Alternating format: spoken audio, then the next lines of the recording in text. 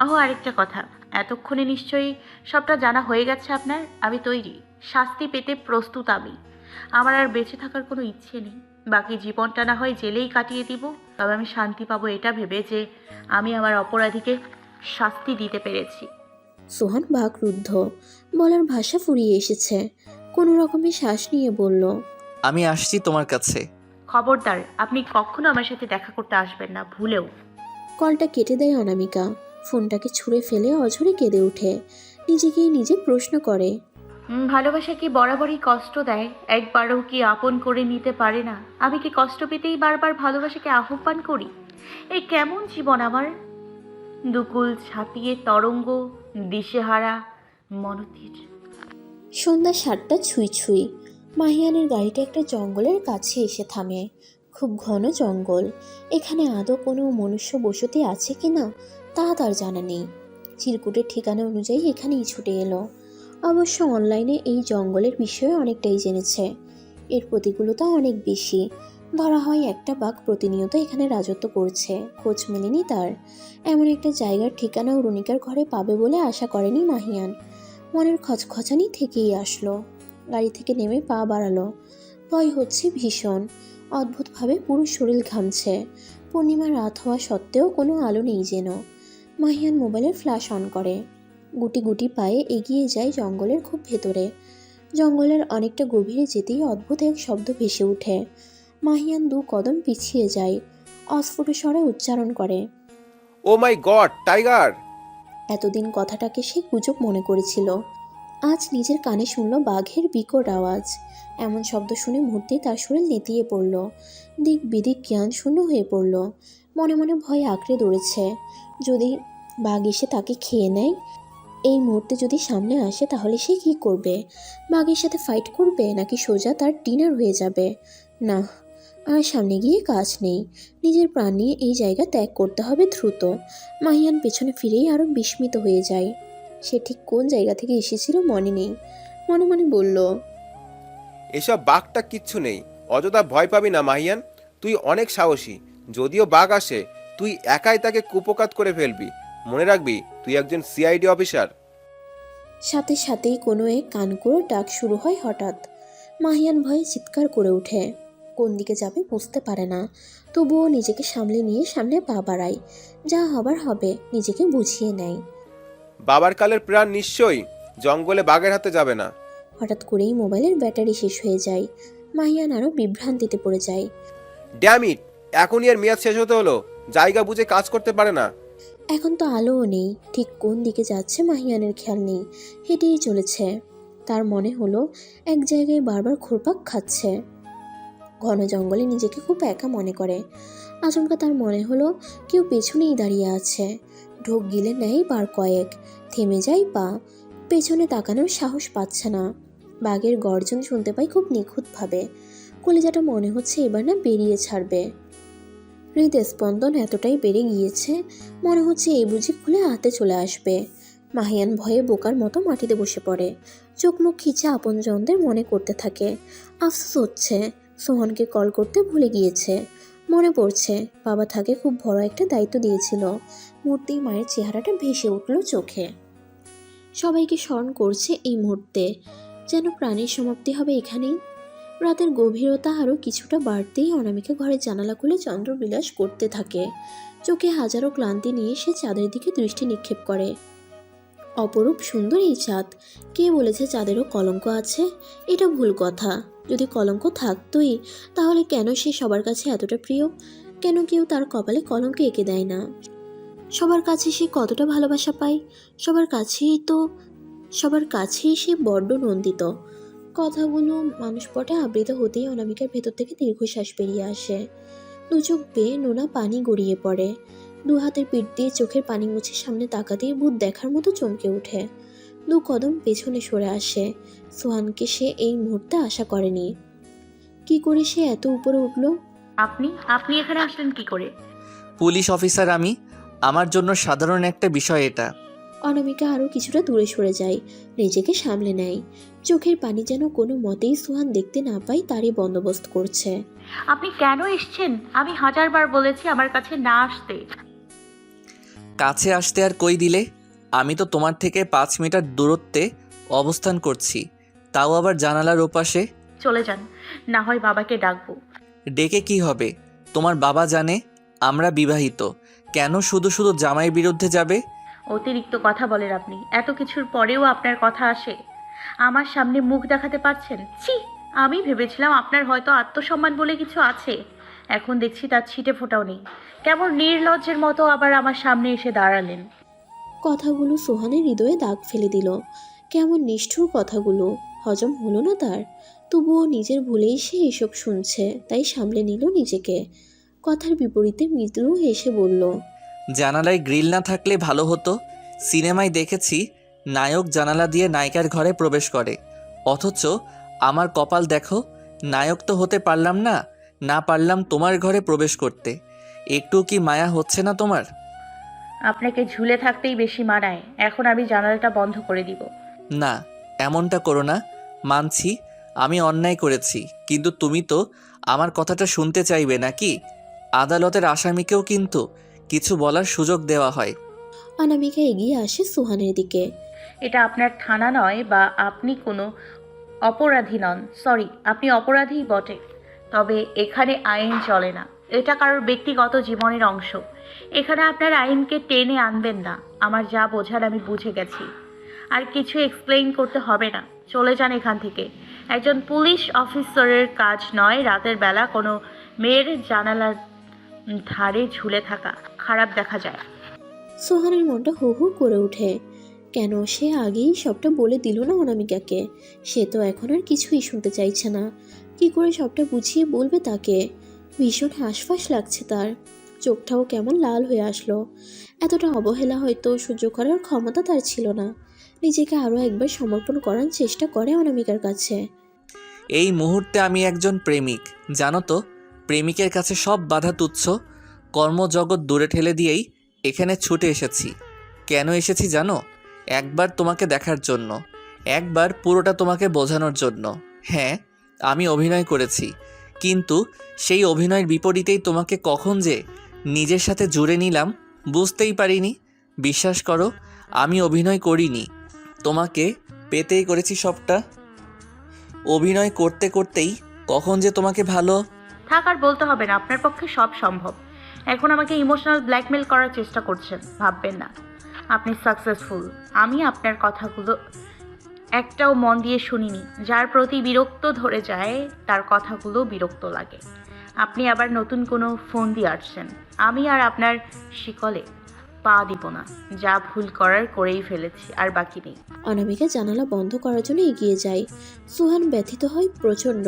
ফ্যাল করে তাকিয়ে থাকে অনামিকার দিকে। নিজেকে বড্ড অসহায় মনে হচ্ছে তার। পর মুহূর্তেই কোনো কিছু চিন্তা না করেই অনামিকার দুহাত নিজের মুঠোয় নিয়ে নিল। আচমকা এমন কাণ্ড দেখে অনামিকার বুক কেঁপে ওঠে। সোহানের চোখের দিকে নজর দিতেই সমস্ত রাগ টলে যায়। অদ্ভুত এক ভালো লাগা কাজ করছে। সোহানের ছোঁয়া তাকে যেন নতুন প্রাণ দিল। আত্মহারা যেন সমস্ত শিরা উপশিরা। এই কেমন অনুভূতির ঘিরে ধরল তাকে। ধুকপুকানি আরও বেড়ে গেল। খেয়াল করলো তার ভালো লাগছে সোহানের ছোঁয়া। যারা খারাপ হয় তাদের ছোঁয়াও তো খারাপ লাগে, তাহলে সোহানের ছোঁয়া কেন খারাপ লাগছে না? কথাগুলো মনে মনে আওড়ে নিয়ে অনামিকা এক প্রকার জোর করেই সোহানের শক্ত হাতের বাঁধন থেকে নিজের হাত ছাড়িয়ে নিল। দ্রুত জানালা বন্ধ করে দিল সোহানের মুখের উপর। তৎক্ষণাৎ বিছানায় গিয়ে বসলো। পুরো শরীর কাঁপছে ভীষণ। ভালোবাসার অনুভূতি এমনই হয় বুঝি? অনামিকা নিজের হাতের দিকে নির্লিপ্ত চোখে তাকিয়ে থাকে। স্পর্শটা আরও গভীর অনুভব করার চেষ্টা করে। কয়েক মিনিট কেটে যেতেই অনামিকা কিছু একটা ভেবে পুনরায় জানালায় এগিয়ে যায়। কপাট খুলতেই সোহানের চোখ জোড়া ভেসে ওঠে। ছেলেটা এখনো যায়নি দেখে ভীষণ অবাক হয়। প্রশ্ন করেই বসে, আপনি এখনো যাননি? আমি জানতাম তুমি আবার জানালা খুলবে। আমি আছি কিনা দেখতে। তোমাকে দেখার দ্বিতীয় সুযোগটা মিস করি কি করে? মোটেও না। আমি আপনাকে দেখার জন্য জানালা খুলিনি। আমি তো হ্যাঁ বলো, কেন পুনরায় খুললে? আমি আসলে নোক কামড়েও কোনো বাহানা বের করতে পারছে না অনামিকা। কি বলবে এখন? সোহান তাড়া দিয়ে বলল, বলো বলো। আমি আমি থুথু ফেলার জন্য জানালা খুলেছিলাম। চোখ খুলতেই মাহিয়ান নিজেকে একটা পোড়া বাড়িতে দেখতে পায়। চারিদিকটা কেমন শুনশান। পাশেই আগুন জ্বলছে। ঠিক কোথায় জায়গাটা টের পেল না। উঠে চারিদিকে খুঁজতে লাগলো রহস্যের মূল। কিছুটা দূরে দেখতে পেল অরুণিকাকে। চমকে উঠল হঠাৎ। অরুণিকা এখানে কি করছে? ওর কাজ কি এই পরিত্যক্ত জায়গায়? মাহিয়ান এগিয়ে যায় অরুণিকার দিকে। বুকে দুহাত ভাঁজ করে অরুণিকা গাছের সাথে হেলান দিয়ে দাঁড়িয়ে আছে। অন্য মনস্ক সে। মাহিয়ান তার কাঁধ স্পর্শ করতেই সে চমকে উঠে পেছনে তাকায়। মাহিয়ান প্রশ্ন করে, তুমি এই জায়গায় কি করছো? সেটা আমার প্রশ্ন, আপনি এখানে কেন? অ্যাপার্টমেন্টে এই জায়গার ঠিকানাটা পেলাম। এত ভয়ঙ্কর একটা জায়গায় তুমি কেন এসেছো? বাঘের আস্তানায় একদম। তোমার কি একটু ভয় করে না? অন্ধকারে আমি ভয় পাই না। আমি অন্ধকার নই, বাঘের কথা বলেছি। কখনো নিজের চোখে দেখেছেন? বিশ্বাস করলেন কি করে এখানে বাঘ আছে? আমি তো কখনো দেখিনি। অনেক দিন এখানেই আছি। আমি গর্জন শুনলাম কিছুক্ষণ আগেও। কিছু একটা ভেবে পুনরায় বলল, কিছুক্ষণ আগে মনে হয় আমি অজ্ঞান হয়ে গিয়েছিলাম। আমি এখানে আসলাম কি করে? আমি ওইখান দিয়েই যাচ্ছিলাম, হঠাৎ আপনাকে দেখে থামান। আপনি হয়তো আমাকে এই বাঘ ভেবে ভয় পেলেন, অতপর জ্ঞান হারালেন। একজন সিআইডি অফিসারের জন্য এটা ভীষণ লজ্জার। সে কিনা একটা মেয়েকে ভয় পেল শেষমেশ। নিজেকে চতুর প্রমাণ করতে বলল। একদম এমনটা চিন্তা করবে না। আমি মোটেও সব ভয় পাই না। কিছু খাওয়া হয়নি, তাই মাথা ঘুরে গিয়েছিল। তা যাই হোক, আপনার চোখে মুখে আতঙ্ক ছিল। কেমনভাবে লুটিয়ে পুটিয়ে পড়ে আল্লাহকে ডেকে ঠিক মাটিতে নামিয়ে আনার চেষ্টা করছিলেন। আমি না থাকলে হয়তো ওখানেই পড়ে থাকতেন। তো কি হয়েছে? এখন কি এটার জন্য ধন্যবাদ জানাতে হবে? এমন ঠুনকো বিষয় নিয়ে ভাবি না আমি। অরুণিকা মাহিয়ানের পাশ কাটিয়ে পুরা বাড়িটির দিকে অগ্রসর হয়। মাহিয়ান পেছন থেকে কয়েকবার ডাকলো, কোনো সাড়া দিল না অরুণিকা। তাই নিজেও পেছন পেছন যায়। বাড়িটির ভেতরটা দেখতে খুব ভয়ঙ্কর। মাহিয়ানের বুঝে আসছে না অরুণিকা কিভাবে এই জায়গাটাই থাকে। এটা আদৌ কারো থাকার মতো জায়গা নয়। সিঁড়ি বেয়ে উপরে উঠেই দেখতে পাই কেউ একজনকে। মাহিয়ানের উপস্থিতি টের পেয়ে মুহূর্তেই সরে যায়। নিজের মুখটাকে আড়াল করে দৌড়ে বেরিয়ে যায়। মাহিয়ান ধরার অনেক চেষ্টা করেও ব্যর্থ হয়। তাকে দেখে এমন ভয় পেল কেন? অরুণিকা কি তাকে চেনে? এমন একটা বাড়িতে ওই লোকটি কী করছে? হাজারো প্রশ্ন নিয়ে মাহিয়ান অরুণিকাকে খুঁজতে থাকে। পুরো বাড়ি খুঁজে সে ক্লান্ত হয়ে যায়। রাতের বেলা কাউকে এত বড় বাড়িতে খুঁজে পাওয়া দুষ্কর। তবুও সে খুঁজলো কিন্তু পেল না। হতাশ হয়ে যখনই একটা চেয়ারে বসে, খটখট শব্দ করে চেয়ারটা ভেঙে মুচড়ে পড়ে মাহিয়ান। কোমরে অনেকটা ব্যথাও পেয়েছে। মৃদু আর্তনাদ করতেই কোথা থেকে অরুণিকা ছুটে আসে। মাহিয়ানকে উঠাতে সাহায্য করে, পরপরই প্রশ্ন ছুড়ে দেয়। আপনি এখনো যাননি? মাহিয়ান আরও অবাক হয়ে যায় এমন কথা শুনে। মেয়েটা আরও কত অদ্ভুত কথা যে বলতে পারে কে জানে। নিজেকে সামলে নিয়ে বলল, এই রাতের বেলা কি করে যাব? মোবাইলের ব্যাটারিটাও শেষ। না হয় সোহানকে কল করতে পারতাম। আমি পৌঁছে দেব। মাহিয়ান নড়ে চড়ে দাঁড়ায়। একটা ছেলে হয়ে সে কিনা একটা মেয়ের সাহায্যে বাড়ি পৌঁছাবে? পুরুষ বলেও তো একটা কথা আছে। সে তো পুরুষ জাতিকে অসম্মান করছে। নিজের বোকা ব্যক্তিত্ব তাকে বাধা দেয় অরুণিকার সাহায্য নিতে। নিজেকে আরও কিছুটা চালাক প্রমাণ করতেই যত প্রয়াস। অদ্ভুত ভঙ্গিমা করে বলল। না, আমি যেতে পারবো। অরুণিকা আর কিছু বলল না। পশ্চিমে মুখ করে দাঁড়িয়ে রইল নিশ্চুপ হয়ে। মাহিয়ান বাইরের দিকে পা বাড়ায়। কয়েক পা এগোতেই আবার থেমে যায়। আচ্ছা, একটু আগে একজনকে দেখলাম এখান থেকে বের হতে। কে সে? কি করছিল ওখানে? আমি আপনার উত্তর দিতে বাধ্য নই। মাহিয়ান আরও 2 কদম বাড়িয়ে পুনরায় 2 কদম পিছিয়ে আসে। বলছিলাম বাঘটা কি ভয়ঙ্কর নয়? তাই তুমি কি ভয় পাও না? ডাকাতের বস্তিতে বাঘ নেই। মানে? অরুণিকা কোনো উত্তর দিল না। মাহিয়ান কিছু একটা ভাবলো, তারপর আর কিছু না বলে বাড়িটা থেকে বের হয়ে গেল। বাইরে আসতেই কয়েকবার তাকিয়ে দেখলো অরুণিকা আছে কিনা। মনে মনে প্রচণ্ড রেগে গেল অরুণিকার ওপর। কেমন বদমেজাজি মেয়ে, একটু আসলোও না এগিয়ে দিতে। মাহিয়ান রাগে ক্ষুব্ধ হয়েই ঘন জঙ্গলের দিকে পা বাড়ায়। তৎক্ষণাৎ তার মনে পড়ে সে তো অরুণিকাকে ধরতেই এত কিছু করছে, তাহলে এত কাছে পেয়েও কেন ছেড়ে দিল? কেমন স্বাভাবিক আচরণ করেই তার থেকে বিদায় নিল। তার তো উচিত ছিল এক্ষুনি ধরে নিয়ে যাওয়া। পরক্ষণেই নিজের মনে মনে বলে উঠল, আমি যেমন ওর শত্রু তেমনি সেও আমার শত্রু। ও কেন আমাকে আঘাত না করে বাঁচালো? সে তো চাইলেই আমার থেকে প্রতিশোধ নিতে পারত। কেন করলো না এমনটা? মাহিয়ান পুনরায় অরুণিকার কাছে যায়। আবারও হারিয়ে ফেলে, কোথাও খুঁজে পাচ্ছে না তাকে। এক মুহূর্তেই যেন উধাও হয়ে যাওয়ার ক্ষমতা রাখে মেয়েটা। চারিদিকে হন্যি হয়ে খুঁজছে মাহিয়ান। হঠাৎ পেছন থেকে আবির্ভাব হলো অরুণিকার। মাহিয়ানের কাঁধ স্পর্শ করতেই সে ভীষণ চমকে ওঠে। এক প্রকার ভয় কাতুরে কণ্ঠেই উচ্চারণ করে। আমার পেছনে কি ডাকাত নাকি ভূত দাঁড়িয়ে? তাকে খুঁজছেন সে দাঁড়িয়ে। মাহিয়ান যেন হাঁফ ছেড়ে বাঁচল, ঘাড় ঘুরিয়ে অরুণিকার দিকে তাকালো। তুমি কি করে জানলে আমি তোমাকেই খুঁজছি? এখানে আর কারোর সাথে পরিচয় হয়েছিল কি আপনার? যাই হোক, তুমি খুবই বুদ্ধিমতী। কিছু বলার আছে? এটাই বলার ছিল যে আমি তোমার শত্রু। আমাকে তুমি চাইলেই মেরে ফেলতে পারো, এখনও আমাকে তুমি ভেনিশ করে দিতে পারো, কেউ টেরও পাবে না। তাহলে কেন করছো না? অরুণিকা নিরুত্তর। পাশ কেটে চলে যেতে চাইলেই হাতটা শক্ত করে ধরে ফেলে মাহিয়ান। হ্যাচকা টানে নিজের খুব কাছাকাছি নিয়ে আসে, বুকের সাথে অরুণিকার হাতটা জড়িয়ে ধরে প্রশ্ন করে।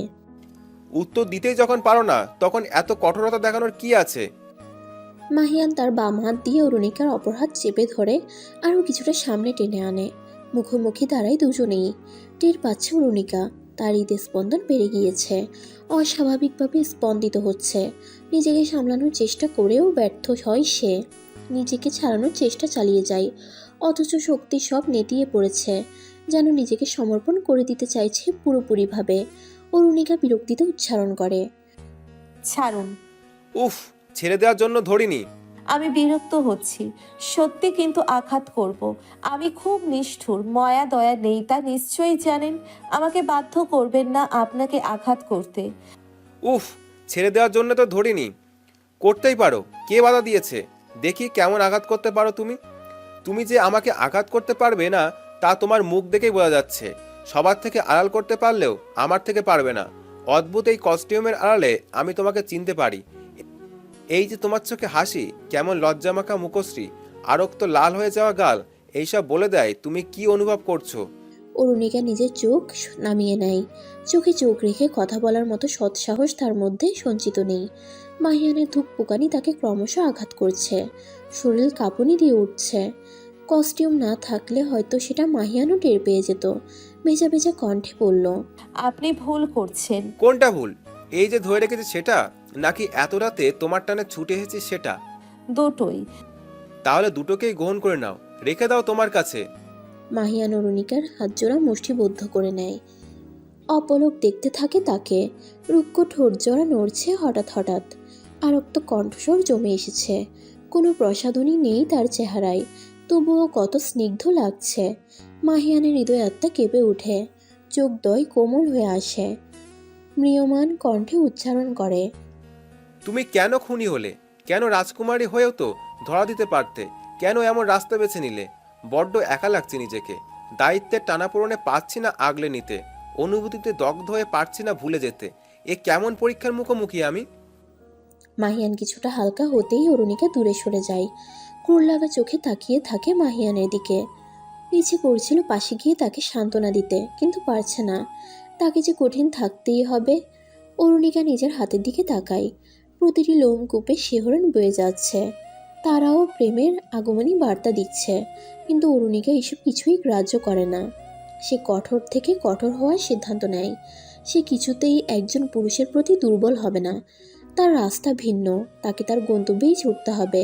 তার জন্য যা ইচ্ছা সব করবে সে। আচমকা বাঘের গর্জন কানে আসতেই মাহিয়ান চমকে ওঠে, ঠিক অরুণিকার পেছনে গিয়ে লুকায়। অরুণিকাকে পেছন থেকে আঁকড়ে ধরে আছে। বাঘ কি সিঁড়ি বেয়ে ওপরে উঠবে নাকি? এবার কি হবে? অরুণিকা হেসে ওঠে। মাহিয়ান মুগ্ধ হয়ে গেল হাসির তরঙ্গে। এই প্রথম সে অরুণিকাকে হাসতে দেখেছে। ঘোর লাগা চোখে তাকিয়ে থাকে। মেয়েদের হাসি এত সুন্দর হয় তা তার জানা ছিল না। মাহিয়ান নিজের উত্তেজনা ধরে রাখতে না পেরে বলল। বাবা, তুমি হাসতেও পারো? অবিশ্বাস্য রমণী, সবই সম্ভব তোমার কাছে। হঠাৎ হাসি থামিয়ে দিয়ে অরুণিকা ব্যস্ত হয়ে কিছু খুঁজতে লাগলো। মাহিয়ান কয়েকবার জিজ্ঞেস করেও কোনো উপায় হয়নি। এক পর্যায়ে অরুণিকা একটা বাক্স দেখিয়ে মাহিয়ানকে বলল। এটার ভেতরে ঢুকে যান তাড়াতাড়ি, দেরি করা ঠিক হবে না। কিন্তু কেন? আমি কেন এই বাক্সে বন্দি হতে যাব? কি হয়েছে? যা বলছি তাই করুন, না হয় গন্ডগোল হয়ে যাবে। ওরা ছাড়বে না, আপনার প্রাণের ঝুঁকি আছে। তাড়াতাড়ি যা বলছি তাই করুন। কি হয়েছে বলবে তো? অরুণিকা আর এক মুহূর্তও দেরি করলো না, জোর করে মাহিয়ানকে বাক্সে বন্দি করে দিল। একদম চুপ করে থাকতে বলল। তারপর বাক্সের মুখ ভালো করে বন্ধ করে দিল। কয়েক সেকেন্ডের মধ্যেই 15 জন লোক ঢুকলো ঘরে। তাদের মধ্যে প্রধান চারিদিকে তুখোড় দৃষ্টি নিক্ষেপ করে বলল, একটা টাটকা পারফিউমের গন্ধ পাচ্ছি, অনেক দামি ব্র্যান্ডের। এখানে কি করে এলো? অরুণিকা অপ্রস্তুত হয়ে পড়ে, কিন্তু প্রতিদিনকার মতো এখনও নিজেকে কঠিন ধাঁচে প্রস্তুত রাখতে দাঁত মুখের ভাব পরিবর্তন করলো। প্রধানকে উদ্দেশ্য করে বলল, জানা নেই। এখানের কারো গায়ে তো এমন গন্ধ নেই। এই ঘরে আসার পর থেকেই গন্ধটা নাকে আসছে। কে এসেছিল? এই ক্যালটুটা তো অন্য পারফিউম ব্যবহার করে। কেলটু না, উনি আমার। ঠিক আছে ঠিক আছে, এখন বল কয়টা বের হবি? 2টাই। একজন বলল এখানে নাকি কাউকে দেখেছে। তোর সাথে কথা বলেছিল কেউ? কে সে? অরুণিকা আতকে উঠে। কেউ না তো। মিথ্যে বলছিস না তো?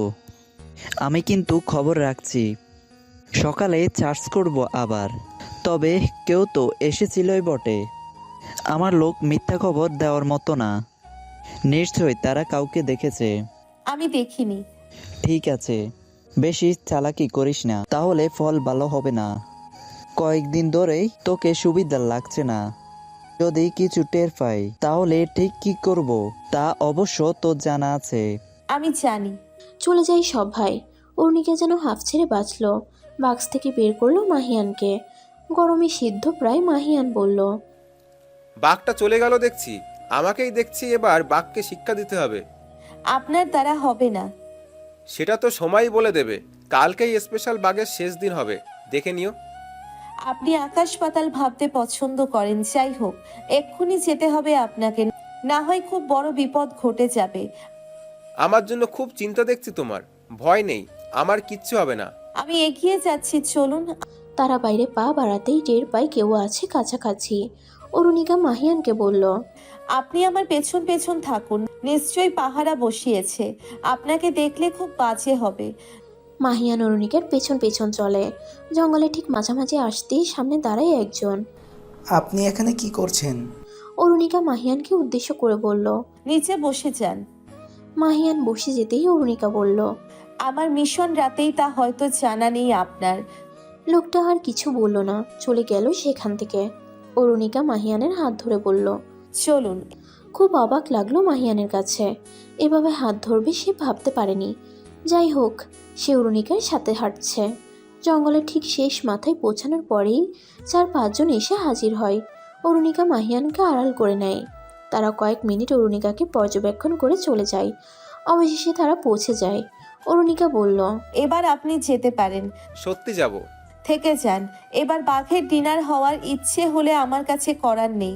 আর ভয় পায় না। তুমি যতক্ষণ সাথে আছো আমার কোনো ভয় নেই, তা আজকেই টের পেলাম। আপনার জন্য সবচেয়ে ভয়ঙ্কর আমি নিজে, তাই আমার থেকে দূরে থাকুন। আর নিজের মনটাকেও সামলান। আপনি হয়তো ভুলে যাচ্ছেন আমি কে। যা সম্ভব নয় তা ভাবাও ঠিক নয়। আমার যে তোমাকেই লাগবে। আপনার চলে যাওয়া উচিত। তুমি নিজেও যেতে দিচ্ছ না, আমি কি করে যাব? আমি আপনাকে বাধা দেইনি। আপনি এখন যেতে পারেন। মাহিয়ান হেসে ফেলল। হাতটা ধরে আছো আমাকে, ছাড়বে না বলে, তাই না? অরুণিকা খেয়াল করে সে মাহিয়ানের হাত ধরে আছে। মুহূর্তেই ছেড়ে দেয়। পুনরায় কথা না বাড়িয়ে জঙ্গলের দিকে পা বাড়ায়। মাহিয়ান একটু জোরেই বলল, মিস করবো ভীষণ। অরুণিকার গম্ভীর মুখে হাসির এক চিলতে রেখা দেখা দিল। সেটাকে নিজের কন্ট্রোলে নিয়ে দিব্যি চলতে লাগলো। তার কোনো হেলদোল নেই। সকাল হতেই সোহানের ফোনে কল আসে অচেনা নাম্বার থেকে। কলটা ধরতেই কণ্ঠে ভেসে আসে অনামিকার বাবার। হ্যালো সোহান, আমি বাবুল বলছি, অনামিকার বাবা। সোহান কিছুটা ভয় পেয়ে উদাসীন হয়ে পড়ে। এত সকালে কল করলেন? অনামিকা ঠিক আছে তো? ওর আবার কিছু হয়নি তো? না না, ঠিক আছে।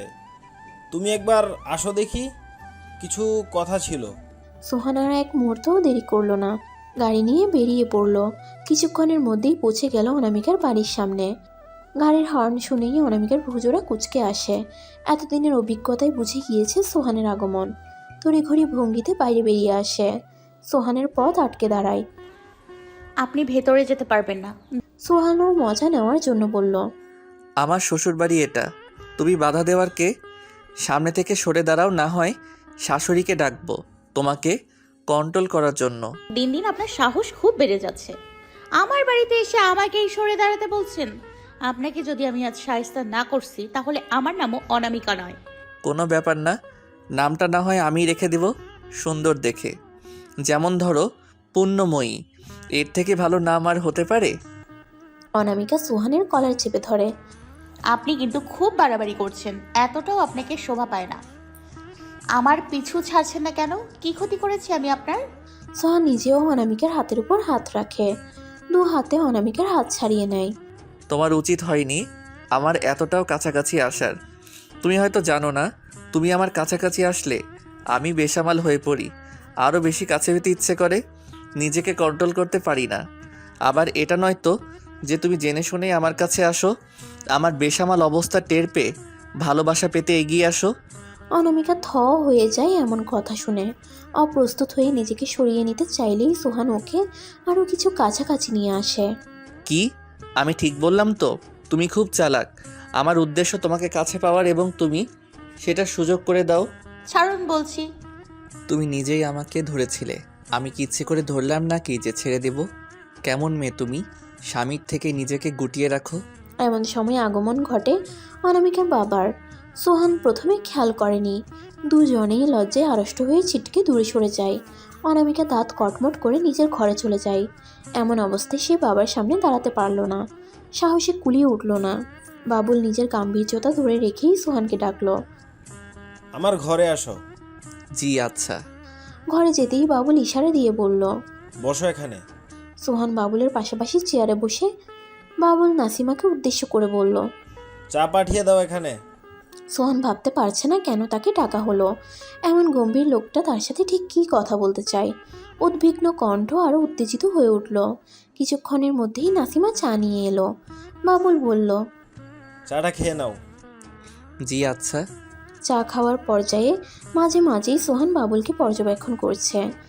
পুলিশের নজর বলে কথা, চারিদিকেই সজাগ দৃষ্টি রাখা অভ্যাস। বাবুল মৃদু হেসে বলল, আমার মেয়েকে কতটা ভালোবাসো? হঠাৎ এমন প্রশ্নে সোহান থেমে যায়। অস্বাভাবিক লাগে নিজেকে, কিন্তু সামলে নেয় দ্রুত। গলা খাকারি দিয়ে বলল, যতটা ভালোবাসলে ছেড়ে যাওয়ার কথা চিন্তাও করতে পারবো না। আমি বার্ধক্যের সঙ্গী চাই। বাবুল কিছুটা খুশিও হলো, পুনরায় জিজ্ঞেস করলো, সুখী রাখতে পারবে? ইনশাল্লাহ। ভালোবাসা মানেই সুখে রাখা, একে অপরের পাশে থেকে সকল পরিস্থিতি মোকাবেলা করা। আমিও চাই ওকে পাশে নিয়েই বাকিটা সময় নির্বিঘ্নে কাটাতে। শুনে ভালো লাগলো। এই কয়েকদিন আমি তোমার খবর নিয়েছি, বড়ই সুনাম অর্জন করেছো দেখছি। তোমার চারিত্রিক বৈশিষ্ট্য দেখলেও ভালো লাগলো।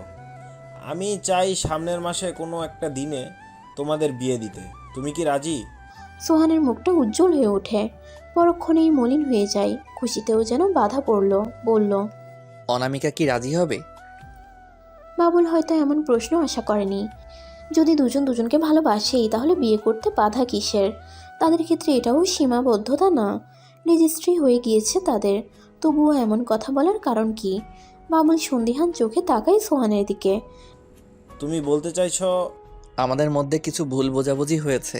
ও আমার উপর রেগে আছে প্রচণ্ড। বিয়ে করতে চাইবে বলে মনে হয় না। আসলে ওর মুড সুইং হয় বারবার। নাসিমা পাশ থেকে বলল, মেয়েটার ছেলে মানুষ আর গেল না, তুমি কিছু চিন্তা করো না বাবা, আমি দেখে নিচ্ছি। ওর রাগ বেশিক্ষণ থাকে না, একটু পরে এসব পানি হয়ে যায়। আচ্ছা, আমি তাহলে আজকের মতো আসি। সে কি কথা, কিছু মুখে না তুলে চলে যাবে? সকালের নাস্তাটা সেরি না হয়ে যেও। অন্য কোনো একদিন। আমার একটা গুরুত্বপূর্ণ কাজ পড়ে গেছে, এক্ষুনি যেতে হবে। মনে মনে বলল, এই মুহূর্তে না গেলে আমার প্রাণের ভয় আছে। যে কোনো মুহূর্তে অনামিকা বিয়ের বিষয়টা জানলে নির্ঘাত আমাকে গিলে খাবে। কি বলছে বিড়বিড় করে? না কিছু না। আমি তাহলে আসি এবার। যাও তবে, আবার এসো। সোহান আর এক মুহূর্ত সময় নষ্ট করলো না, বাবুলকে সালাম জানিয়ে প্রস্থান করলো। বাইরে গিয়ে গাড়িতে ওঠার আগে একবার অনামিকা জানালার দিকে তাকালো। দেখলো অনামিকা জানালায় দাঁড়িয়ে আছে। সোহানকে নজরে পড়তেই সরে যাওয়ার উপক্রম করতেই সোহান হাত নাড়িয়ে বাই বলল। গ্রাহ্য করলো না অনামিকা, চলে গেল। সোহান বুকে ফু দিয়ে গাড়িতে উঠল। একটু পর অনামিকার অবস্থা কেমন হবে সেটা জানার খুব ইচ্ছা তার, কিন্তু নিজের প্রাণের ভয়ে থাকতে পারল না। গাড়ি স্টার্ট করতেই প্রাণ ভরে শ্বাস নিল। মিনমিনে স্বরে বলল, যা বোঝানোর বুঝিয়ে দিলাম ওর বাবা মাকে। এবার তারাই বিয়েতে রাজি করাবে ওকে। বিয়েটা একবার হয়ে যাক, ভালোবাসা ফিরিয়ে আনার দায়িত্ব আমার। দেখি কি করে আমাকে ভালো না বেসে থাকতে পারে সে। পুরো বাড়ি মাথায় তুলে চিৎকার চেঁচামেচি করছে অনামিকা। কথা একটাই, ওই চেঙ্গিস খানকে আমি বিয়ে করব না, রিক্সাওয়ালাকে বিয়ে করলেও তাকে করব না। নাসিমা কোনো মতেই ওকে শান্ত করতে পারছে না। এমন সময় আগমন ঘটে বাবুলের। দরজার কাছে আসতেই বয়ান ছাড়ে, আমাদের না জানি এত বড় একটা কাজ করতে পারলি, এখন বিয়ে করতে সমস্যা কি? কথার বাইরে যাওয়া আমার একদম পছন্দ না। ওকেই বিয়ে করতে হবে তোর। সামান্য ভুল বুঝাবুঝির জন্য বিয়ের মতো একটা বন্ধনকে অস্বীকার করছিস? আর কোনো কথা নয়, আমি সোহানের পরিবারের সাথে কথা বলবো। অক্টোবরের প্রথম সপ্তাহে তোর বিয়ে। না বাবা, আমি ওনাকে বিয়ে করব না, মরে গেলেও না। আর কিসের কথা বলছো সবাই? কিসের রেজিস্ট্রি? আমি ওনার সাথে কোনো রেজিস্ট্রি করিনি। চুপ কর। সামান্য একটা বিষয় কোথায় নিয়ে দাঁড় করালি? তোর যখন ভালো লাগবে একটা ছেলেকে বিয়ে করে নিবি, আবার যখন ভালো লাগবে না তখন অস্বীকার করবি। পরপরই নাসিমাকে ইঙ্গিত করে বলল, তোমার মেয়েকে বুঝাও, আজকে তোমার আশকরা পেয়ে তোমার মেয়ের এই অধপতন। ছি, লোকে জানলে কি ভাববে? মেয়ে কিনা বিয়ে অস্বীকার করছে। মেয়েকে বুঝাও, না হলে খুব খারাপ হয়ে যাবে। অনামিকা বাবুলের কাছে এসে তপ্ত কণ্ঠে বলল, তোমরা যাই করো, আমি এ বিয়ে করব না। কেন আমাকে কেউ বিশ্বাস করছো না? তোমরা তোমাদের মেয়ের কথা বিশ্বাস না করে বাইরের একটা ছেলের কথা ধরে নিলে। এই তোমাদের আমার প্রতি ভালোবাসা? খুব খারাপ করছো তোমরা আমার সাথে, খুব খারাপ। আমি কখনোই তোমাদের কথা মানবো না। আমি কখনোই বিয়ে করব না ওই ছেলেটাকে। নিজের রাগ নিয়ন্ত্রণ করতে না পেরে বাবুল কষে একটা চড় বসিয়ে দেয় অনামিকার গালে। এহেন কাণ্ডে কয়েক মুহূর্তের জন্য স্তব্ধ হয়ে যায় অনামিকা। গালে হাত দিয়ে করুণ চোখে তাকায় বাবুলের দিকে। বাবা, তুমি আমাকে মারলে? এটা করতে পারলে তুমি? এটা নিয়ে আরও আগেই কথা বলা উচিত ছিল, তাহলে এই দিনটা আর দেখতে হতো না। আমি আমার মেয়েকে সঠিক শিক্ষা দিতে পারিনি। নিজেকেই নিজের খুব অসহায় লাগছে। আমি কোনো অন্যায় করিনি। বাবুল অনামিকার থেকে সরে গিয়ে নাসিমাকে বলল, মেয়েকে বলে দাও বিয়ে না করলে আমার বাড়ি থেকে বের হয়ে যেতে। যে মেয়ে বাবা মায়ের কথা অমান্য করে এমন মেয়ে আমার দরকার নেই। হয়তো বিয়েটা মেনে নিবে, নয়তোবা আমার বাড়িতে ওর কোনো জায়গা নেই। মেয়েকে সেটা ভালো করে বুঝাও। পায়ে গটগট আওয়াজ তুলে প্রস্থান করে বাবুল। দিশেহারা হয়ে যায় অনামিকা। সব কিছু যেন হাতের বাইরে চলে গেল। চারিদিকে সুহানের এত সুনাম দেখে বাবুলও গলে গেল। একবারও মনে হলো না সবটা মিথ্যে। একজন বাবা সবসময় মেয়েকে ভালো পাত্রের হাতে তুলে দিতে চায়। সেক্ষেত্রে সুহানের চারিত্রিক বৈশিষ্ট্য এবং কর্মক্ষেত্র ছিল অতুলনীয়, তাই কোনোরূপ বাধা পড়েনি বাবুলের তাকে মেনে নিতে। মেয়ের ভুলটাও ক্ষমা করে দিলেন। নাসিমা বোঝানোর অনেক চেষ্টা করলো অনামিকাকে। সে তো সবটা জানে, তাহলে কি করে বিয়ে করবে এমন একটা লোককে, যে কিনা তার সাথে এতদিন প্রেম নিয়ে ছেলে খেলা করেছিল, অভিনয় করছিল তার সাথে। কি করে ভালোবাসাহীন একটা বন্ধনে জড়াবে সে? কোনো উত্তর পেল না। নাসিমাকে জোর করে ঘর থেকে বের করে দিল। দরজাটা খট করে লাগিয়ে দিয়েই অপর পাশে বসে পড়ল। নিজেকে খুব অসহায় মনে হচ্ছে এই মুহূর্তে। ইয়াশাকে কল করলো। রোমানা ছাড়া আর কোনো ভালো বন্ধু ছিল না অনামিকার। এখন ইয়াশাই ওর বন্ধু। যেহেতু একসাথে অনেকটা সময় থেকেছে, ইয়াশার কাছে কেঁদে উঠল অনামিকা।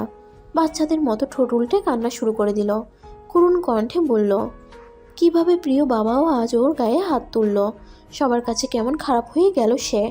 ইয়াশা সান্ত্বনা দেওয়ার জন্য অনেক কিছুই বলে। সমাধান হিসেবে সে মাহিয়ানের কথা বলল। এই মুহূর্তে মাহিয়ান ছাড়া আর কেউ সাহায্য করতে পারবে না। ইয়াশা অনামিকার কল রেখে দিয়ে মাহিয়ানকে কল করে। এই সুযোগে সেও কথা বলার একটা কারণ পেল। অনামিকা আর সোহানের লাভ স্টোরি জমানোর জন্য মাহিয়ানের সঙ্গ দিতে গিয়ে তারও ভালো লেগে যায়, কিন্তু পরবর্তীতে কথা বলার তেমন কোনো কারণ পায়নি বলে সাহস করে কলটা করতে পারেনি। এখন কারণ পেল, তাই আর দেরি না করে দ্রুত কল করে মাহিয়ানকে। ইয়াশা সামান্য বাক্যে সবটা বলল মাহিয়ানকে। কথাগুলো শুনে মাহিয়ানেরও রাগ হলো সোহানের উপর। নিজের বন্ধুকে সে এতটাও অন্যায় করতে দিতে পারে না। ভালোবাসা তো আর এক পক্ষ থেকে আসে না, দুপক্ষের সম্মতিতেই ভালোবাসার জন্ম নেয়। সে কিছুতেই এই মিথ্যেকে মেনে নেবে না, হোক তার প্রিয় বন্ধু। বন্ধুকে সঠিক পথ দেখানোই অপর বন্ধুর প্রধান কাজ। অনামিকা কল করে সোহানকে। ঘৃণা হচ্ছে প্রচণ্ড, তবুও কল করে। কিছু কথা বলা বাকি। অনামিকার কল দেখে ভয়ে মুখটা শুকিয়ে যায় সোহানের। নির্ঘাত বকা দেওয়ার জন্য কল করেছে, সেটা বুঝতে বাকি নেই সোহানের। হাজারো দ্বিধা নিয়ে ফোনটা কানে দেয়। আগে থেকেই চোখ মুখ খিচে বকা খাওয়ার যথেষ্ট পজিশন নিয়ে বসেছে। কলটা ধরতেই অনামিকার কান্নার শব্দ শুনতে পায় সোহান। বিচলিত হয়ে পড়ে সে। অনামিকার কান্না যেন তার হৃদয় ভেদ করে রক্তক্ষরণ করছে। সোহান বিচলিত হয়ে জিজ্ঞেস করে, কি হয়েছে তোমার? এভাবে কাঁদছো কেন? কান্না জড়িত কণ্ঠে অনামিকা বলল, আজ আপনার জন্য বাবা আমাকে মারলো। আপনি জানেন আমার কতটা কষ্ট হয়েছিল। সবটার জন্য আপনিই দায়ী। আমি আপনার কি ক্ষতি করেছিলাম? কেন আমার সাথে এমনটা করলেন? বড্ড বেশি ঘৃণা হচ্ছে আজ আপনার প্রতি। আপনি কারোর ভালোবাসা পাওয়ার যোগ্যতাই রাখেন না। আপনি আমার জীবনটাকে নরক বানিয়ে দিলেন। আমি কখনোই ভাবিনি আপনার জন্য আমার সাথে এত কিছু ঘটে যাবে। আপনাকে আমি জীবনে কখনো ক্ষমা করব না। কি বলছো এসব?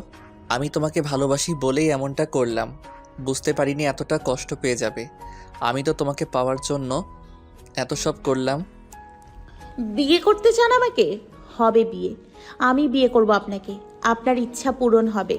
সোহান অবাক হয়ে যায়। ঠোঁটে এক চিলতে হাসিও দেখা দেয়। তার সেই হাসি দীর্ঘ হলো না। মুহূর্তেই অনামিকার পরবর্তী বাক্য শুনে সে হতভম্ব হয়ে পড়ল। অনামিকা বলল, বিয়ের প্রথম দিনেই আপনার সাথে আমার শেষ সাক্ষাৎ হবে। মরা মুখ দেখবেন আমার।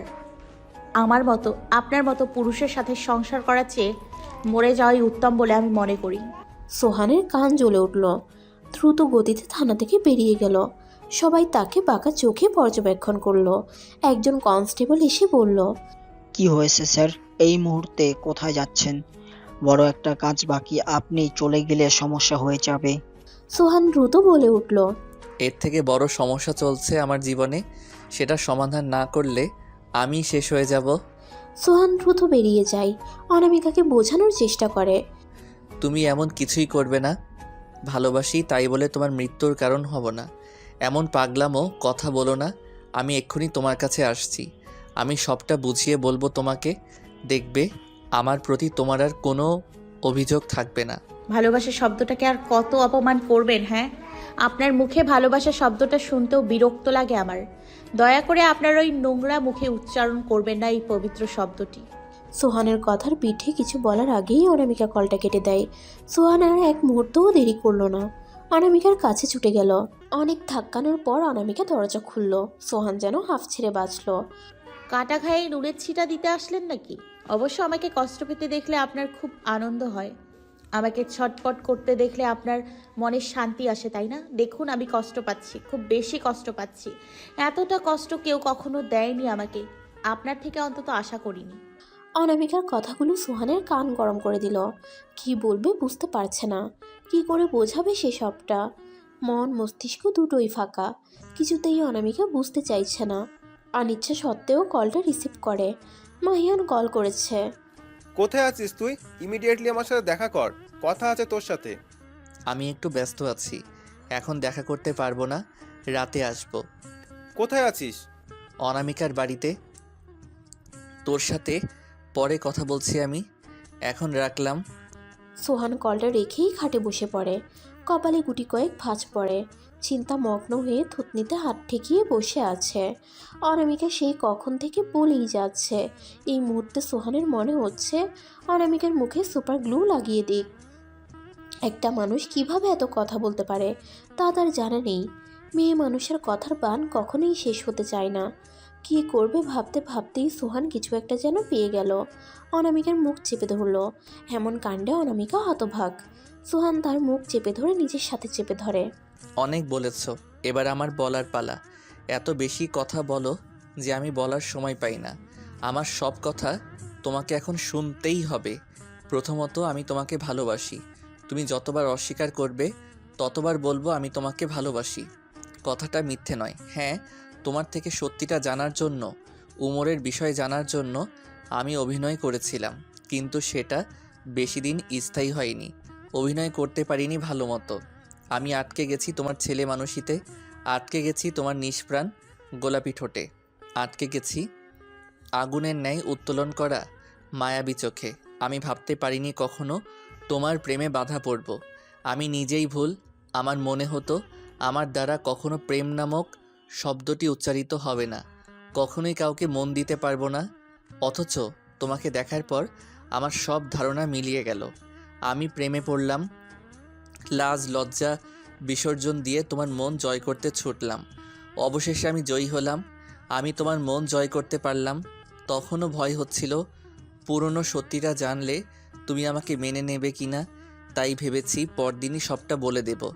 ভেবেছিলাম তুমি আমাকে ভালোবাসো, তাই এই সামান্য অপরাধ ক্ষমা করে দেবেই। আমি ধরেই নিয়েছিলাম আমি ক্ষমা পেয়ে গিয়েছি, কিন্তু আমার খুশি দীর্ঘ হলো না। তোমার মন পাওয়ার আগেই হারিয়ে ফেললাম। ভুল বুঝে নিলে তুমি। আমি এমনটা চাইনি। এরপর থেকে তোমাকে বোঝানোর কতই না চেষ্টা করলাম, তুমি তো আমার কথা শুনতেই নারাজ। কি বলো তো, ভালোবাসার জন্য মানুষ নাকি কাঙালের রূপ ধারণ করে। ভালোবাসাকে পেতে সব করতে পারে, হারিয়ে ফেললে প্রাণহীন অসহায় হয়ে পড়ে। তখন তার আর মৃত আত্মার মধ্যে কোনো পার্থক্য থাকে না। আমাকে দেখো, আমি ঘুমাতেও পারি না রাতে। তোমার অবহেলাগুলো খুব কষ্ট দেয়। চতুর্দিকে আমি নিজের হাহাকার দেখতে পাই, তোমাকে না পাওয়ার হাহাকার। এই 2 দিনের কষ্টের একাংশ যদি তুমি অনুভব করতে পারতে। আফসোস, তুমি কখনোই আমাকে বুঝলে না। আর কি করে বোঝাবো আমি তোমাকে কতটা ভালোবাসি, কিভাবে বলো? অনামিকা ট্যাপ ট্যাপ করে তাকিয়ে আছে সোহানের দিকে। কথা বলতে পারছে না, হুঁশ ফিরতেই অস্ফুট শব্দ করে। সোহান ছেড়ে দেয় ওকে। এমন সময় অনামিকা বোকা বোকা সরে বলে উঠল। সব কিছু কেমন মাথার 5 মিটার উপর দিয়ে উড়ে গেল। এমন সময় মাহিয়ান ঘুরে ঢুকলো, সোহানের হাত টেনে ধরে। আমার সাথে চল। কোথায়? যা করছিস তুই মনে হচ্ছে মান সম্মান সব খোয়াবি। তোর এখানে থেকে কাজ নেই, আর আমি অনামিকার বাবাকে তোর সব মিথ্যে বলে দেব। তুই তাদের ঠকাচ্ছিস সেটাও বলবো। না, এমনটা করিস না। আমি অনেক কষ্টে একটা পরিবার পেয়েছি, আমি তাদের ছাড়তে পারবো না। আমি চাই না ওনারা আমাকে ঘৃণা করুক। সেটা তোর আগে ভাবা উচিত ছিল। তুই নিজের কথা ভাবলি, একবার ওই মেয়েটার কথা ভেবেছিস? তোকে তারা ঘৃণা করে বলে ভয় পাচ্ছিস, অথচ মেয়েটাকে তারা রীতিমতো অবহেলা করছে, অবিশ্বাস করছে। কোনো দোষ না করেও সে দোষী হচ্ছে। সবাই ওকে কতটা খারাপ মনে করছে বলতো? তুই তাদের আপন্নস বলেও তোর কষ্ট হবে তারা তো সত্যিটা জানলে। অথচ মেয়েটার পরিবার তাদের মেয়ের নামে এমন একটা ঘটনা শুনে তাদের কতটা কষ্ট মনে হচ্ছে জানিস? মেয়েটার কতটা কষ্ট হচ্ছে কল্পনা করেছিস? তুই শুধু নিজেরটাই ভাবলি। শোন, প্রেমিক হলে সব দিকে খেয়াল রাখতে হয়। একরোখা প্রেমিক ভয়ঙ্কর। প্রেমিককে প্রেম জয় করতে হলে ভাবতে হয় প্রেমের সম্পর্ক। এই সম্পর্ক শুধু প্রেমিক প্রেমিকার মধ্যেই সীমাবদ্ধ নয়, এই প্রেম তার পরিবার পরিজনের প্রতিও। তুই যা করছিস তা প্রতিনিয়ত কষ্ট দিচ্ছে অনামিকাকে। ঠিক আছে, আমি সত্যিটা বলে দেব সবাইকে। আমি বুঝতে পারিনি নিজের ভুলটা, কিন্তু ও কি করছে আমাকে বুঝেছে। আমি ওকে ভালোবাসি, সেটা বুঝে না কেন? সোহানের চোখ লাল হয়ে আসে। এই বুঝি কান্নারা বেরিয়ে আসবে, কিন্তু সোহান সেটা সামলে নিল। কান্না করা অপরাধ। এই জগতের নিয়ম অনুযায়ী ছেলেদের কান্না করা বড় ধরনের অপরাধ। তাদের সুপুরুষ হিসেবে নিজেকে প্রমাণ করতে হলে প্রথমত কান্না করা যাবে না। তাই কাঁদলো না সোহান। মাহিয়ান ওর কাঁধে হাত রাখলো। জোর করে কেউ কি কখনো ভালোবাসা আদায় করতে পেরেছে? কখনো কি মন ছুঁতে পেরেছে? পারেনি। তাই তুইও পারবি না। ভালোবাসা হচ্ছে দুটি মনের মিলন। এই মিলনের জন্য দুটি মনকেই তাদের প্রেমের গভীরতা বুঝতে হয়। একপাক্ষিক ভালোবাসাগুলো শুধু কষ্ট দিতেই জানে। তাই আর জোর করিস না। ও বুঝতে না পারলে তুইও আর ওকে বিরক্ত করিস না। যদি তোর ভালোবাসা খাঁটি হয় তাহলে সেই তোকে খুঁজে নেবে। ভয় নেই। সত্যিকারের ভালোবাসায় বিচ্ছেদ থাকে না। একে অপর থেকে দূরে থাকলেও তাদের মন একই থাকে, তাদের কখনো বিচ্ছেদ হয় না। সোহান অনামিকার দিকে তাকালো। কোনো হেলদোল দেখলো না তার মধ্যে। খুব নিষ্ঠুর মনে হলো অনামিকাকে। সে কোনো প্রতিক্রিয়া করছে না। সোহান মাহিয়ানের কথা মেনে নিল। মাহিয়ান সোহানকে নিয়ে বেরিয়ে গেল। বাবুল এই মুহূর্তে ঘরে নেই, তাই জন্য একসময় এসে সবটা জানাবে বলেই ঠিক করে সোহান। শেষবার যাওয়ার আগে অনামিকা দরজার দিকে তাকালো, দেখতে পেল না তাকে। রাত 12টার শেষ লগ্ন। হঠাৎ হইচই শুরুতে অরুণিকা বেশ খানিকটা চমকে ওঠে। পোড়া বাড়ির জানালা গলে দেখতে পেল পুলিশ। কোনোরূপ ভয় লক্ষ্য করা গেল না তার মধ্যে। কেমন অচেতন মন নিয়ে সে দেখতে লাগলো। পূর্ণিমার মতো ঝকঝকে আলোয় সে পুরোটা খেয়াল করলো। তার ভালো লাগছে এটা দেখতে। দেখতে দেখতে তার একঘেয়েমি দেখা দিল। এরই মাঝে পুলিশ টিম বাড়িটাকেও ঘিরে ধরল। পুলিশের লাইটের আলোয় দিনের আলোর মতো চকচক করে উঠল সব। অরুণিকার কোনো ভ্রুক্ষেপ নেই, সে আপন মনে দেখছে সব। একে একে সমস্ত অপরাধীকে ধরে নিল পুলিশ। আরও কেউ বাড়িটাতে লুকিয়ে আছে ভেবে সবাই তৎপর হয়ে খুঁজতে শুরু করলো। সিঁড়ি পেরিয়ে উপরে ওঠা শুরু করে। নিচ থেকে একজন লক্ষ্য করলো অরুণিকাকে। সবাইকে সাথে সাথেই খবর দিল সে। খবর পেয়ে সবাই হুঁশিয়ার হয়ে পড়ে। বারান্দা পেরিয়ে ঘিরে ধরে ঘরটাকে। অরুণিকার এখন কোনো মাথা ব্যথা নেই এসবে, যেন সে মজা মনে করেই উপভোগ করছে সবটা। আগে থেকেই তার জানা ছিল যেন এই বিষয়ে, সতর্কতা ছিল তার মধ্যে অচিরেই। পুলিশ টিম 3 দিক থেকে ঘিরে ধরল অরুণিকাকে। একদিকে রেলিং, লাফ দেওয়ারও কোনো সুযোগ নেই, নির্ঘাত মৃত্যু। মাহিয়ান এগিয়ে এসেই অরুণিকার হাত চেপে ধরল। তুমি এখন আমার হাতে বন্দি, কি করে বাঁচাবে নিজেকে? আমাকে বন্দি করা অন্তত আপনার পক্ষে সহজ নয়। বাঁচানোর প্রশ্নটা বাদ রেখে দিন। এত কনফিডেন্স? তবে দেখো আমি কি করি। কোথায় পালাবে তুমি? 3 দিন থেকে তোমাকে ঘিরে রাখা হয়েছে, আর অন্যদিকে আমি। দেখি কিভাবে পালাও।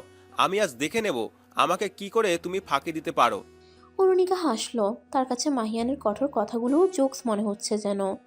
আকাশের দিকে মুখ করে বলল, হাতটা ধরতে হলে উদ্দেশ্য সঠিক থাকতে হবে। আগলে রাখার জন্য হাতটা বাড়াতে পারেননি যখন, তখন না হয় হাত করা পরানোর কাজটা অন্য কেউ করুক। মাহিয়ানের বুকের ভেতরটা ধক করে উঠল। দ্রুত অরুণিকার হাত ছেড়ে দেয়। পাশ ঘুরে সোহানকে কিছু বলতে যাবে, তার আগেই অরুণিকা ঝাঁপ দেয়। সবাই অবাক হয়ে যায়। নিচে থাকা কেউই তাকে ধরতে পারেনি। সবার চোখে ধুলো দিয়েছে কয়েক সেকেন্ডের মধ্যেই। সোহান বিরক্তিতে কপাল কুঁচকায়। ড্যাম ইট, আবার আমরা হেরে গেলাম, মানতেই হবে। অসম্ভব কৌশল জানে মেয়েটি, কিভাবে এতজনকে ডিঙিয়ে চলে যেতে সক্ষম হলো। মাহিয়ান ঠিক খুশি হবে নাকি দুঃখী বুঝতে পারল না। যখন সে অরুণিকার থেকে দূরে থাকে তখন তাকে ধরিয়ে দেওয়ার জন্য সকল প্রকারের ফন্দি বের করতে থাকে, অথচ কাছে আসলেই তেমন কিছুই চায় না, শুধু সঙ্গ চায়। দু টানাই পড়ে গিয়েছে সে। কাল অরুণিকা যখন তাকে বাক্সে বন্দি করে রেখেছিল তখন সে উকি দিয়ে পুরোটাই দেখেছে। আদৌ বাঘ বলে কিছুই ছিল না। একটা যন্ত্রের সাহায্যে এমন ভয়ঙ্কর বাঘের গর্জন চালু করে রাখা হয়েছিল। খবর নিয়ে বুঝতে পারে এখানে কেউ আসে না। বাঘের ভয় সাধারণের মনে এতটাই উত্তেজনা সৃষ্টি করেছিল যে তারা জায়গাটাকে পরিত্যক্ত ঘোষণা করেছিল। মূলত কিছু অসাধু লোক জায়গাটাকে দখল করার জন্য গুজব ছড়িয়েছিল। তারা বাঘের ভয় দেখিয়ে মানুষকে এখান থেকে দূরে রেখেছে এবং সহজেই নিজেদের ঘাঁটি গেড়েছিল এখানে। সমস্ত চুরির একটা মোক্ষম জায়গা করে তুলেছিল। মাহিয়ান ভাবুক হয়ে পড়ে। সবটা এখনও খোলাসা হয়নি তার চোখের সামনে। এখনও অনেক কিছু লুকানো, সেগুলো খুঁজে বের করতে হবে। অরুণিকা কী করে লোকগুলোকে চিনল, তাদের সাথে ওর কী যোগসূত্র, এবং রাতে তাকে দেখে পালিয়ে যাওয়া লোকটিকে। মাহিয়ান নিজের অ্যাপার্টমেন্টে চলে আসে। দরজা লাগিয়ে খাটে এসে শুয়ে পড়ে। মাথার উপর ঘুরতে থাকা ফ্যানের দিকে অনেকক্ষণ তাকিয়ে থাকে। পরক্ষণেই উঠে জুতাগুলো একদিকে ছুঁড়ে মারে। একে একে গায়ের আবরণ খুলতে থাকে। শার্টটা খুলতে যাবে তখনই খেয়াল করে সোফায় কেউ বসে আছে। পেছনে ফিরে আচমকা অরুণিকাকে দেখে কেঁপে ওঠে। চোখ কষলে বোঝার চেষ্টা করে এটা অরুণিকা কিনা। নিজেই বলে ওঠে, মেয়েটা আমাকে পাগল করে দেবে। আজকাল জেগে জেগে ওকে স্বপ্ন দেখি আমি। কি হচ্ছে এসব আমার সাথে? না, রিল্যাক্স মাহিয়ান, তুই ভুল দেখছিস। এসব তোকে দুর্বল করতে পারবে না। তুই অরুণিমাকে ধরবি, ওকে শাস্তি দিবি। মনের আনন্দে মাহিয়ান অন্যদিকে ফিরে শার্টটা খুলে নেয়। জঙ্গলে কাটার আঘাতে খানিকটা কেটে গিয়েছে, রক্তক্ষরণ হচ্ছে এখনও। পিঠের অনেকটা জায়গা জুড়ে ফুলে আছে। নিজেকে পর্যবেক্ষণ করে পরনের প্যান্টটা খুলতে গেলেই অরুণিকার কপাল কুঁচকে আসে। চোখ মুখ খিচে বলেই বসে, আপনি কি চোখে দেখতে পান না, নাকি অভিনয় করছেন? মাহিয়া নিজের কানকে বিশ্বাস করতে পারল না। পিছনে ফিরে অরুণিকাকে দাঁড়ানো অবস্থায় দেখে হতবাক হয়ে যায়। তার মানে তুমি ভুল নয়, সত্যি তুমি এখানে? হ্যাঁ। মাহিয়ান এগিয়ে আসতে থাকে অরুণিকার দিকে। অরুণিকা কয়েক কদম পিছিয়ে যায়, তার শরীর কেঁপে ওঠে। উন্মুক্ত অবস্থায় মাহিয়ানের দিকে সে তাকাতে পারছে না। আপনার কি আমাকে দেখে ভয় করছে না? উফ, একটু না। মাহিয়ান আরও কিছুটা এগিয়ে আসে। অরুণিকার দেয়ালে পিঠ ঠেকে যায়। আর কোথাও যাওয়ার নেই, না পেছনে যেতে পারবে না সামনে। উপরে চোখ তুলেও তাকাতে পারছে না। যতই শক্ত হৃদয়ের মানুষ হোক, অনুভূতিগুলো কিন্তু সবাইকেই নাজেহাল করে দেয়। অরুণিকা পালানোর পথ খুঁজে। যদি এটা কয়েকশো ফিট উপরের কোনো জায়গা হতো তাহলেও সে পালাতে পারত, কিন্তু ফাঁকা বলতে শুধু মাহিয়ান। তাকে আঘাত করেই কেবল সে পালাতে পারবে, কিন্তু সেটা সে করবে না।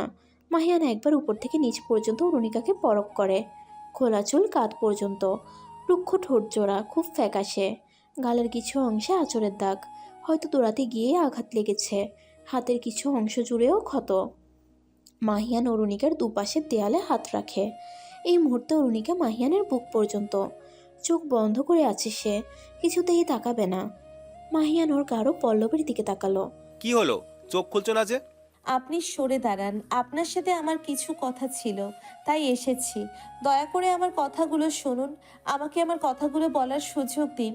সুযোগ তো দিলাম, চোখ খোলো, আমার চোখের দিকে তাকিয়ে সব কথা বলে দাও, যা কিছু জমা রয়েছে সব। মাহিয়ানের গরম নিঃশ্বাস পড়ছিল অরুণিকার মুখের উপর। অরুণিকা নিজেকে সামলাতে পারল না, তার হৃদয় স্পন্দন বেড়ে গেল। দ্রুত উঠানামা করছে হৃৎপিণ্ডটা। মাহিয়ানের থেকে সরে যাওয়ার জন্য নিচু হতেই মাহিয়ান ওর হাত চেপে ধরে। যদি লজ্জায় ফেলে দিয়েই তোমাকে আটকে রাখতে পারি, তাহলে লোক লক্ষরের আর দরকার কি? এটা বুঝে নিলাম যে তুমি অনেক লাজুক, যদিও এমন একটা মেয়েকেই আমি সবসময় ডিজার্ভ করি। মানে আমি বলতে চাইছি, আমাকে দেখলেই যার কণ্ঠ কেঁপে উঠবে, দ্রুত ধুপপুকানি বেড়ে যাবে, তার সাথেই আমাকে মানায়। অরুণিকা অবাক চোখে তাকায় মাহিয়ানের দিকে। মাহিয়ানের বুকের দিকে চোখ পড়তেই অন্য পাশে চোখ সরিয়ে নেয়। লজ্জায় আড়ষ্ট হয়ে যায় মুখমণ্ডল। এই মুহূর্তে তার ইচ্ছে করছিল মাটি ভেদ করে ফাটলে ঢুকে পড়ুক। এমন লজ্জাজনক ঘটনার থেকে মাটি চাপা পড়াই যেন উত্তম বলে মনে করলো। অরুণিকা আরক্ত কণ্ঠে বলল, আমি কোনো সাধারণ মেয়ে নই। আপনি বারবার কেন ভুলে যান সেটা? আমি কখনোই আপনার জন্য নই। কে বলেছে আমি তোমার কথা বলেছি?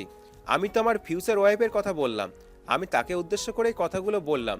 তোমার আর আমার কখনোই মিল হবে না, এটা সম্ভব নয়। তুমি তো মানুষ খুন করতে ওস্তাদ। আমার এমন মেয়ে চাই না, তবে তুমি অনেক কিউট আছো, এমন কিউট হলেই হবে। অরুণিকার মুখটা মুহূর্তেই মলিন হয়ে গেল। নিজেকে সামলে নিয়ে বলল, হাতটা ছেড়ে কথা বলুন। ছাড়বো না, পারলে ছাড়িয়ে নাও। আপনি কিন্তু আমার কাছে খুবই নগণ্য। আমি চাইলে এখানেই আপনার জীবন সমাপ্ত করে দিতে পারি, কিন্তু আমি নিরপরাধের প্রাণ নেই না। আমার উদ্দেশ্য একটাই, ধোঁকাবাজদের শাস্তি দেওয়া। এমন উদ্ভট কাজ দিল কে তোমাকে? কেন এত রাগ ওইসব ছেলেদের ওপর? তুমি কি সাধারণ জীবনযাপন করতে পারো না? আমি চাই না কেউ আমার কাজ নিয়ে কথা বলুক। আমার এখানে আসার উদ্দেশ্য ভিন্ন। আপনি কি আমার কথা শুনবেন? আমারও একটা কথা আছে, যদি তুমি জানো তাও বলবো আজ। আপনার কোনো কথা শোনার ইচ্ছে আমার নেই। হয়তো কোনো রূপকথার গল্প নিয়েই টপিক শুরু করবেন। অনেকটাই বিরক্তিকর আপনার সব কথা। তুমি কিন্তু আমাকে অপমান করেছো, আমি সব কাজেই কথাই বলি। তাহলে সরে দাঁড়ান, আমরা না হয় বসেই কথা বলি। মাহিয়ান কিছুটা রেগে যায়। আমারও শখ নেই এইভাবে শার্ট ছাড়া দাঁড়িয়ে থাকার, আমারও লজ্জা বলে কিছু আছে। কিন্তু তোমাকে বিশ্বাস নেই, তুমি চোখের পলকে হারিয়ে যাও। আটকে রাখার জন্য এমন প্রচেষ্টা, কি না কি মনে করে বসলে কে জানে। মাহিয়ান দ্রুত সরে যায়, শার্টটা গায়ে দিয়ে সোফায় গিয়ে বসে। পাশাপাশি বসতে বলে অরুণিকাকে। এবার বলো কি বলতে চাও। আপনি আমার বিষয়ে মাথা ঘামানো বন্ধ করুন। আমি চাই না কেউ আমার কাজে বাধা হয়ে দাঁড়াক। আপনি আমার প্রতিটি কাজকেই কঠিন করে দিচ্ছেন। আমি আমার রাস্তায়, আপনি আপনার। তাহলে কেন অযথা বিরোধ করছেন? আমি মানতে রাজি। অরুণিকা ভাবতে পারেনি এত সহজে রাজি হয়ে যাবে মাহিয়ান। কিছুটা হাসির রেখা ফুটে উঠল অধরে। পরক্ষণেই মাহিয়ান বলল, তবে তোমাকেও সরে আসতে হবে। একটা সাধারণ মেয়ে হয়ে যাও তুমি। আমরা বিয়ে করে সুখে সংসার করি, এর থেকে ভালো আর কিছুই হতে পারে না। কেন মিছে মিছে এত এত খুন করে নিজের সর্বনাশ করছো? এর একটা ভালো হয় সব ছেড়ে দাও। অরুণিকা উঠে দাঁড়ায়। আপনার সাথে কথা বলতে আসাই ভুল হয়েছে আমার। কেমন উদ্ভট সব কথাবার্তা আপনার। আপনার মধ্যে না আছে কোনো ভয়, না আছে অভিলাষ। আমি ভেবেই বলেছি, এর থেকে ভালো উপায় হতেই পারে না। অরুণিকা মাহিয়ানের কলার চেপে ধরে, মুহূর্তেই ছেড়ে দিয়ে প্রস্থান করে। না পারছে আঘাত করতে, না পারছে একে সহ্য করতে। অরুণিকা বিরক্ত হয়ে পড়ে মাহিয়ানের উপর। এক রাতে অজয়কে বাড়ির বাইরে বের হতে দেখে অনামিকার সন্দেহ প্রখর হয়। আরও আগেও সে কয়েকবার সেটা লক্ষ্য করেছে, আজও দেখতে পেল সে পিছনেই অজয়ের। বাড়ির পিছনের দিকটায় এসে সে মোবাইলটা পকেটে গুজে কারোর সাথে কথা বলছে। অনামিকা কিছুটা আড়ালে থেকেই দেখতে পেল সবটা। আরও কিছুটা এগিয়ে যায় তার কথাগুলো শোনার জন্য। স্পষ্ট দেখতে পাই একটি মেয়েকে। অজয়ের হাত মুষ্টিবদ্ধ করে ধরে রেখেছে সে। অজয় শেষ পর্যায়ে জড়িয়ে ধরল মেয়েটিকে। মিনমিনে স্বরে বলল, আর কয়েকটা দিন অপেক্ষা করো। আমার একটা কাজ এখনও শেষ হয়নি। কাজটা শেষ হলেই আমি তোমাকে বিয়ে করব। ভয় নেই তোমার, ভালোবেসেছি যখন বিয়ে করবই। কিন্তু আমার পরিবারের সমস্যা হচ্ছে, বাড়িতে বিয়ের জন্য জোর করছে। দেখবে একদিন তোমার নাকের ডগা দিয়ে কেউ আমাকে তার বউ করে নিয়ে যাবে। তখন আফসোস করা ছাড়া তোমার আর কোনো উপায় থাকবে না। কি এমন কাজ তোমার যার জন্য এত অপেক্ষা করাচ্ছ আমাকে? এতদিন বাহানা দিতে চাকরি পেলেই বিয়ে করব। এখন তো চাকরি পেয়েও গেলে, তাও আবার বাড়ির কাছে। কিসের কাজ বাকি তোমার যার জন্য বিয়ে করতে এত বাধা? আমি এখন তোমাকে কিছু বলতে পারবো না। তুমি বাড়ি ফিরে যাও। এত রাতে এখানে কেউ দেখে ফেললে দুর্নাম হবে। এতটা রিস্ক নেওয়া ঠিক হয়নি তোমার। তোমার জন্য এইটুকু রিস্ক নিতেই পারি। তুমিও তো একটু দেখা করো না, সারাদিন কাজ নিয়েই ব্যস্ত থাকো। আর কিছুদিন অপেক্ষা করো টিপসি, আমি বাবাকে সবটা জানাবো। উনি বিয়ের প্রস্তাব নিয়ে যাবেন তোমাদের বাড়িতে। অনামিকা আড়াল থেকে বেরিয়ে আসে। অজয় হকচকিয়ে ওঠে। টিপসিকে আড়াল করার চেষ্টা করে। টিপসিও কাচুমাচু ভঙ্গিতে দাঁড়িয়ে থাকে। অনামিকা কোমরে দুহাত রেখে রাগী কণ্ঠে বলল, আচ্ছা, তার মানে এই ব্যাপার। আমি বাবা মাকে সব বলে দিব। রাত দুপুরে দেখা করো তোমরা, তাই না? অজয় বিচলিত হয়ে পড়ে। পরক্ষণেই সে নিজের ভয়ের স্বাভাবিক কোনো কারণ না পেয়েই বলল, তো কি বলবি শুনি? বললে আমার জন্যই আরও ভালো হবে। যেটা বয়ে বলতে পারছি না সেটা তুই বলে দিবি। ধ্যাত, মজা নিতেই পারলাম না। কিন্তু তোমরা সবসময় এভাবে লুকিয়ে দেখা করো কেন? বাড়িতে এসেও তো দেখা করতে পারো। অজয় টিপসিকে চলে যেতে বলল, কিন্তু অনামিকা থামিয়ে দেয়। টিপসি আপু, কি হচ্ছে এসব? আমি জানতাম তুমি ভাইকে পছন্দ করো, কিন্তু এত দূর চলে গেছে বিষয়টা বুঝতে পারিনি। না আসলে আর বলতে হবে না, খুব তো লুকিয়ে প্রেম করছো। তার থেকে ভালো হয় বিয়ে করে নাও। এভাবে লুকিয়ে আর কতদিন? আমি তো এখন বললে এক্ষুনি রাজি, কিন্তু তোমার ভাই বাহানা দেয়। বুঝতে পারি না ওকে। না জানি অন্য কোনো মেয়েকে বিয়ে করে নিয়ে আসে কিনা। অজয় বলল, এমন কিছুই না। আর অনু, তুই এখানে কি করছিস? বড় পাকা হয়ে গেছিস তাই না? আমি কিন্তু তোর বড় ভাই, অন্তত লিমিটে কথা বল। আমি মোটেও নিজের সীমা লঙ্ঘন করছি না। তুমি আমার ভাই হলে কি হবে? এই মুহূর্তে আমি মেয়ে হিসেবে একটা মেয়ের পক্ষেই কথা বলবো। বাবা তো তোমাকে বিয়ে করতেই বলে। তুমি কি তখন টিপসি আপুর কথা বলতে পারো না? হ্যাঁ, এইভাবে লুকোচুরি করার কি মানে? দেখবে যখন প্রিয় মানুষটিকে হেয়ালি করে হারিয়ে ফেলবে তখন কেমন লাগে। এখন বুঝতে পারবে না। কথাটা বলে অনামিকা কেমন চুপ হয়ে যায়। নিজের বুকেও কেমন অনিশ্চয়তার সুর ভেজে উঠল। এই যে প্রিয় মানুষ হারিয়ে যাওয়ার কথা বলল, সেটা তাকে ভীষণ দুর্বল করে দিল। সোহানের করুণ চোখঝোড়া ভেসে উঠল চোখের সামনে। কি নির্মমভাবে সে অপমান করেছে সোহানকে। অযোগ্য বলেও কথা শুনিয়েছে। এখন কেমন অনুশোচনা হচ্ছে। ঘরের মধ্যে থেকে অনামিকা নিজের ঘরে চলে আসে। অজয় আর টিপসি অবাক হয়ে দেখলো অনামিকাকে। অনামিকা নিজের ঘরে গিয়ে বিছানায় গায়ে দিয়ে দিল।